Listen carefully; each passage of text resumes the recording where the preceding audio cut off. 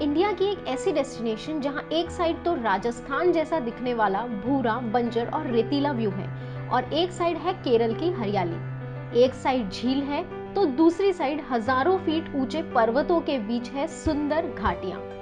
ऐसा अद्भुत और अविस्मरणीय है लद्दाख। पर क्या है इस अद्भुत लद्दाख की हिस्ट्री? ऐसे कौन कौन से राजा थे जिन्होंने यहाँ रूल किया और यहाँ बुद्धिज्म कैसे आया? लद्दाख कैसे जम्मू एंड कश्मीर का हिस्सा बना और चाइना का इसमें क्या इन्वॉल्वमेंट है, ये सब जानेंगे हम इस वीडियो में। तो आप वीडियो के एंड तक बने रहिएगा और इस वीडियो को लाइक जरूर कर दीजिएगा क्योंकि ये इन्फॉर्मेशन आपको और कहीं नहीं मिलेगी। तो स्टार्ट करते हैं। लद्दाख की हिस्ट्री को हम इन 5 फेजेस में समझ सकते हैं। अर्ली हिस्ट्री यानी कि आरंभिक इतिहास, तिब्बती राजवंश, नामग्याल राजवंश, डोगरा नियम और ब्रिटिश रूल। लद्दाख के बारे में दोस्तों 7वीं सदी से ही जानकारी उपलब्ध है। इसके पहले की इंफॉर्मेशन लिखित रूप में कहीं नहीं है, पर हम जो दूसरे राज्यों की हिस्ट्री पढ़ते हैं उसमें हमें लद्दाख का जिक्र मिलता है, तो उससे हमें काफी सारी खास बातें पता चलती हैं। तो देखते हैं लद्दाख का आरंभिक इतिहास।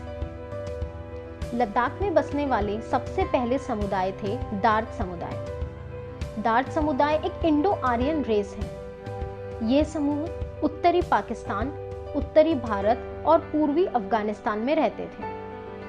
1st सेंचुरी एडी में यहाँ पर कुशन डायनेस्टी का राज था जो कि अफगानिस्तान से आए थे और ये एक समधर्मीय राज्य था, मतलब यहाँ पे अलग अलग धर्मों का पालन किया जाता था। बुद्धिज्म, ज़ोरास्ट्रियनिज्म और हिंदुइज्म यहाँ पे फॉलो किए जाते थे। लद्दाख में तिब्बती राजवंश कैसे आया? 8th सेंचुरी तक आते आते तिब्बतन एम्पायर काफी बड़ा हो चुका था और लद्दाख अब तिब्बत के अंदर था, पर यहाँ के लोग मूलतः दार्द समुदाय के थे जो कि आर्यंस थे। तिब्बत के प्रभाव में यहाँ पर बौद्ध धर्म अपनाया जाने लगा जो कि एक तरीके से तिब्बती मूल का बुद्धिज्म है। तिब्बती साम्राज्य के पतन की शुरुआत 842 में हुई और इस दौरान तिब्बती साम्राज्य काफी अलग अलग समूहों में टूट गया। 975 से 1000 एडी तक न्यामागोन जो कि तिब्बत के शाही खानदान के सदस्य थे, उन्होंने लद्दाख पर राज किया। अपने राज्य में इन्होंने लद्दाख को काफी बढ़ाया। इस डायनेस्टी के पहले राजाओं के बारे में ज्यादा इंफॉर्मेशन नहीं है। न्यामीगोन के परिवार ने 13th सेंचुरी तक काफी अच्छे से अपने राज्य की प्रगति करी और सीमाओं को बढ़ाया। 13th सेंचुरी के पहले तक मध्य एशिया में टर्किश, सुल्जुक्स और काफी अलग अलग नोमैडिक ट्राइब्स थे, क्योंकि रोमन एम्पायर भी उसी समय छोटे छोटे हिस्सों में बंट गया था। 13th सेंचुरी के बाद करीबन 1219 से 1223 के बीच में मंगोल इन्वेजन हुआ। मध्य एशिया में ऐसी तबाही के कारण लद्दाख पर भी बहुत असर पड़ा और लद्दाख 2 हिस्सों में विभाजित हो गया। ये जो लद्दाख विभाजित हो गया था उसे बाज़गो के एक राजा ने फिर से एकत्रित किया। इस राजा ने अपना उपनाम नामग्याल रखा जो कि आज भी कंटिन्यू है। लद्दाख में अब नामग्याल राजवंश का दौर आया। राजा ताशी नामग्याल, जिनका कार्यकाल 1555 से 1575 तक था, उन्होंने एशिया से अटैक करने वाली सेनाओं का खूब प्रतिरोध किया। 1616 से 1642 के दौर में नामग्याल डायनेस्टी के राजा थे सिंगे नामग्याल, जिन्हें लायन किंग का खिताब भी दिया जाता है। इन्होंने बहुत सारे पुनर्निर्माण के कार्य किए जिसे रिस्टोरेशन वर्क कहते हैं। जो मोनेस्ट्रीज बलिस्तीन से आए मुस्लिम सैनिकों ने तोड़ दी थी उन्हें ठीक किया। राजा सिंगे नामग्याल एक मजबूत सम्राट, एक बहुत ही अच्छे राजनेता और एक कुशल बिल्डर भी थे। उन्होंने ऐतिहासिक 9 मंजिली लेह पैलेस का उन्होंने लद्दाख में हॉर्स पोलो का भी प्रचार किया। अब जानते हैं कैसे आया लद्दाख में डोगरा राज। आगे जाके नामग्याल डायनेस्टी के राजा मुगलों से पराजित हो गए। उस समय जहांगीर और औरंगजेब ये मुगल रूलर्स थे। भारत में मुगल्स करीब 19th सेंचुरी तक रहे। उसके बाद मुगल्स का भी पतन शुरू हो गया और पंजाब और कश्मीर में सिख रूलर आए। जम्मू के डोगरा इलाके में राजपूत राजा गुलाब सिंह थे। 1834 में लद्दाख के राजा शिषपाल नामग्याल पर डोगरा राजा गुलाब सिंह के जनरल जोरावर सिंह ने हमला कर दिया और लद्दाख डोगरा के कंट्रोल में चला गया। 1841-42 में डोगरा टिबेटन वॉर हुआ। लद्दाख पर चाइना के अधिकृत तिब्बत ने हमला कर दिया।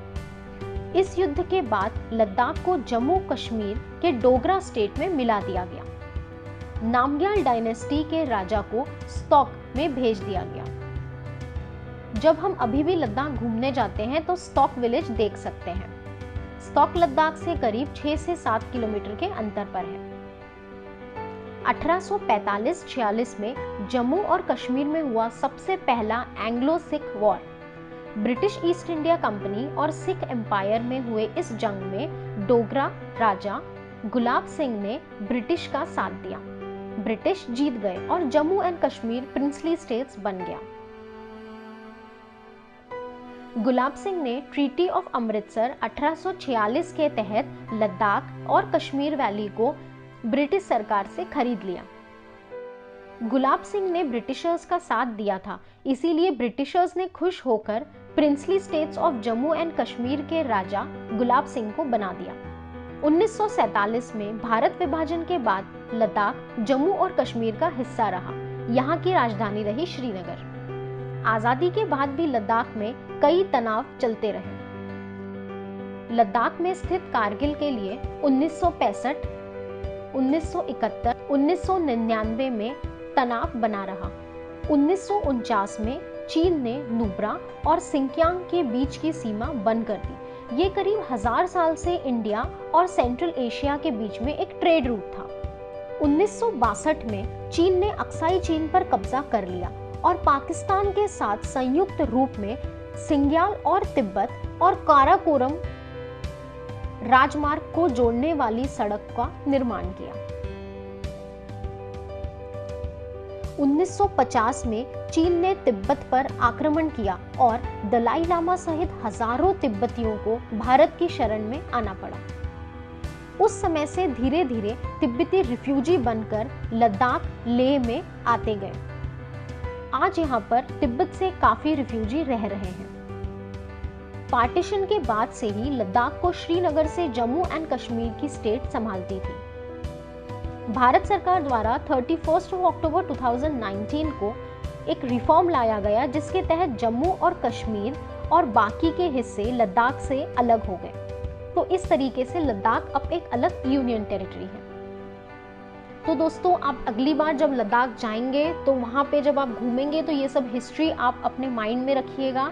और जब भी आप मोनेस्ट्रीज विजिट करेंगे, वहाँ का कोई भी लोकल साइट सीइंग विजिट करेंगे तो ज़रूर इन सब चीज़ों को आप रिलेट कर पाएंगे इजीली। लद्दाख के कल्चर में आज भी तिब्बती कल्चर का बहुत इन्फ्लुएंस है। जब आप वहाँ पे जाएंगे तो आप ये चीज़ ऑब्जर्व करेंगे। आपको हमारा वीडियो कैसा लगा आप हमें कमेंट सेक्शन में ज़रूर लिख के बताइएगा।